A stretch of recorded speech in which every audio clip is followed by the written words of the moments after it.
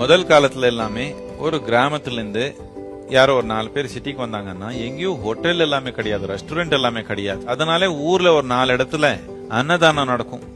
யார் வந்தாலும் அங்கே சாப்பிட்டுக்க முடியும். மனிதன் சாப்பாடு இல்லாம கஷ்டப்படக்கூடாதுன்ற நோக்கத்துல இது உருவாக்கப்பட்டது.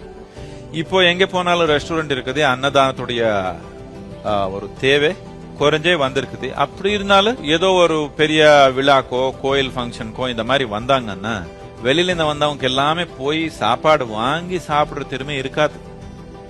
அதனால ஒரு இடத்துல ஃப்ரீயா சாப்பாடு இருந்தா அவர் சாப்பிட்டுக்குவாங்கன்றது எல்லாருமே சேர்ந்து ஒரு நோக்கமா இது செய்யறதுல ஒரு சக்தி, ஒரு நன்மை இதுல இருக்குது.